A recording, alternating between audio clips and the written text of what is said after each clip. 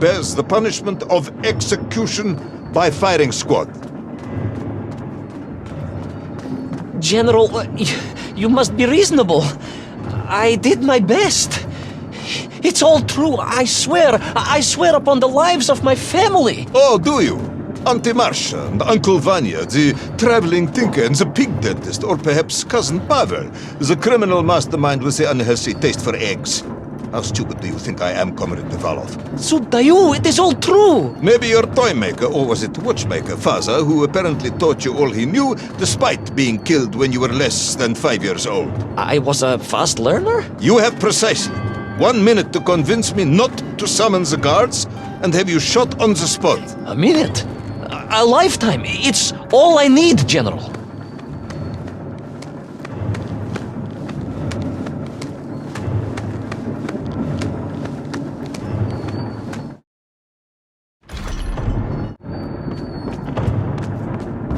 I was astounded.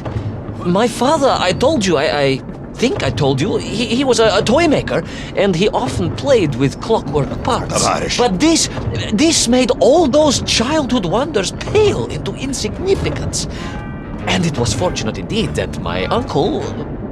Vanya, the pig dentist? No, my other uncle,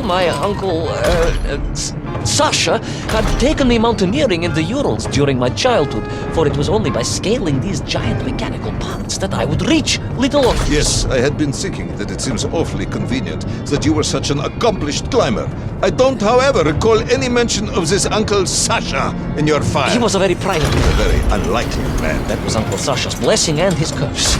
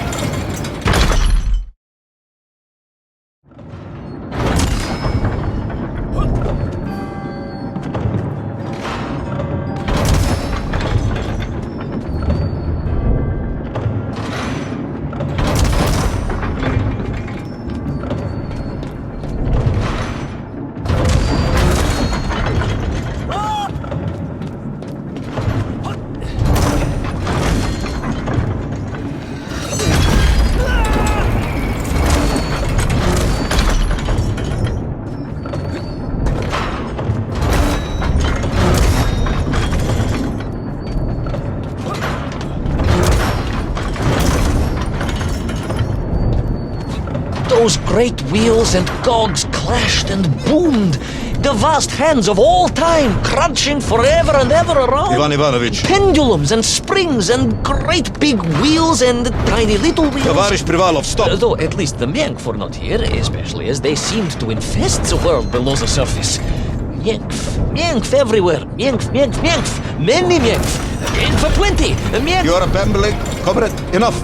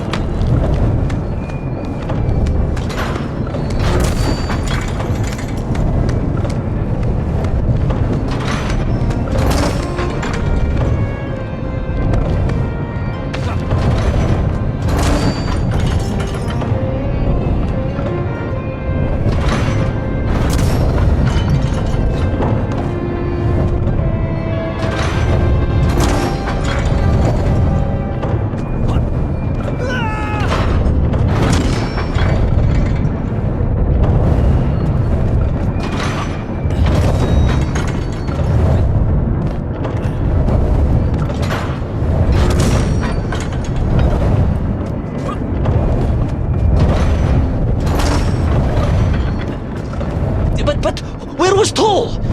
Aha! High above. On the clock face, perhaps.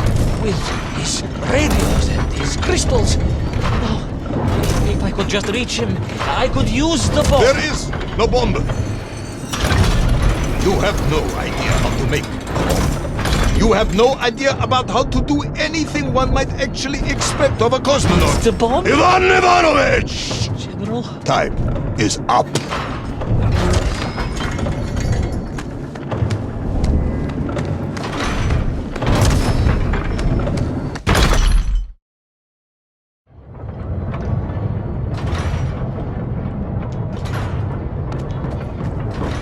Stop talking, Tavarish. You don't know what happens next. It is obvious. You've done very well. I applaud you for your efforts and your story. It is a wonderful tale, Comrade Privalov. I have enjoyed it immensely. But every story needs an ending. And it is clear yours does not have one. Just need more time. I think that even if I gave you all the time in the world, it would not be enough. No, General. I can do this.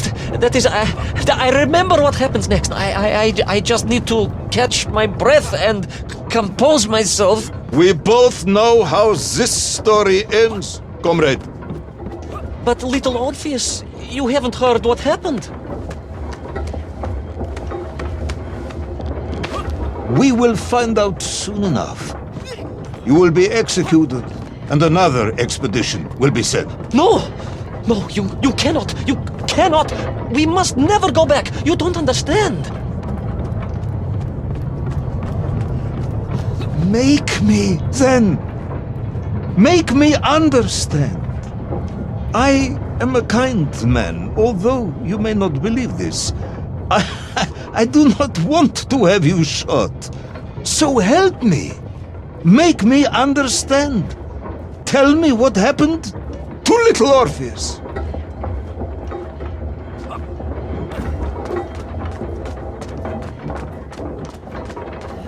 It was... Ivan Ivanovich? It was... It was... No... I'm sorry, General. I'm sorry, I have no idea. You are right. I simply cannot think what happened next. It's just... a blank, General. There's nothing there. I am very tired, you see. Comrade Privalov. Ivan. You're right. It's over, General. Perhaps you would be so kind as to write to my mother for me. Of course I will. You are a kind man, as you have said. And, General... Yes, Ivan. Was it a good story? Oh, yes. It was an excellent story. Thank you, General. I am just sorry I couldn't give you an ending. Unless... General? Quiet, Tovarish. I am thinking. Unless... I seem to remember that there were many problems with little Orpheus during production. General? Problems with the casing around the atomic battery. Concerns. Concerns, General? Yes, concerns. Unlikely though that might be. Yeah, it seems if I remember that it failed to secure properly. A sharp blow could spring the hatch and expose the fragile casing of the bomb to any would-be vandal. I'm not sure I follow you. A resourceful yet forgetful hero might, one would think, take advantage of that fact. But how, General? Where would I find something to strike it with? The son of a watchmaker would easily find something within a giant clock mechanism that resembled a hammer, surely. A hammer? Why, yes, General. I do remember now. I grasped the hammer-shaped thingamabob. Let's just agree it was a hammer, Ivan. Yes, of course. Let's do that. I recovered my senses, shook my head, and looked about me. In my distracted stupor, I had climbed further up the tower than I ever thought possible. In front of me was the clock face, and I gazed out through it at the sheer expanse of history. And I knew whatever happened next... happened next? The hand of destiny had fallen upon your shoulder. Yes! It had. And what an extraordinary hand it was.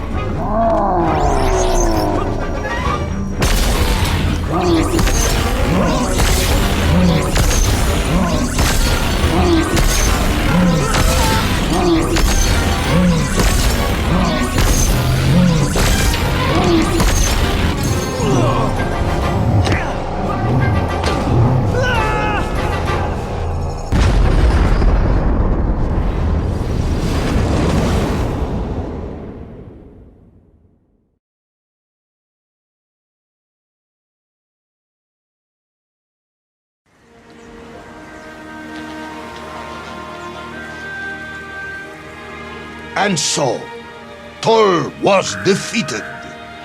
Littleorpheus destroyed, the bomb lost forever. Not just that, General. In that moment, time sprung back to its proper shape, and I found myself once more in Plutonia, as the start of my journey. But the wound in the interior sky was gone. The drill was gone. It was as if I had never been here. And they were nymph, free and happy, without the tyranny of Tol, free to pursue their simple lives. But we can never go back? Never, General. One drill, one metal sphere, one lone cosmonaut was nearly enough to destroy time and unleash the tyrant Tol upon our world. Who would think an innocuous beeping radio housed in a ball of metal could change the world so dramatically? Who indeed? But tell me, what of you? And what of your return to the surface? I stayed amongst the Myenkf for as long as I could. But I came to realize they had begun to worship me as a king. No, General, I am a good socialist and could not allow this workers' paradise to become corrupted. And so I left that wonderful land for the last time. And then? And then I walked. For 2 years I wandered, always looking for a way home, through lands and worlds almost beyond imagination. Until one day, I emerged, blinking into sunlight, and realized I was home. Until one day I emerged, just like that? You just found your way back to the surface? Well, General, it was a little more complicated than that. There were great obstacles to overcome, and terrible challenges to face, and incredible lands to explore. Enough, Ivan. Littleorpheus is lost forever. The interior is sealed. You have returned with a story of socialism, triumphing over incredible odds. It is, as I said, enough for one night. Enough for my report, at least. General, if I may... Comrade Ivan Ivanovich Privalov, you are found guilty of all charges brought against you and sentenced to execution by firing squad. However, having listened to your story, I believe you are quite mad. In other words, I find your madness guilty, not you. And we cannot execute madness, and indeed, there are lessons to be learned, even in the depths of this madness. Perhaps the Americans were right to send the chimp after all. So, General? Get out of my sight, Ivan. Go home. Enjoy a state pension as a madman. Just make sure I never see you again. Yes, General. Of course, General. Anything you say. I shall be small and quiet and live a life without excitement and... Out! Until one day I just emerged. Oh, very good, Tavarish. Very good indeed.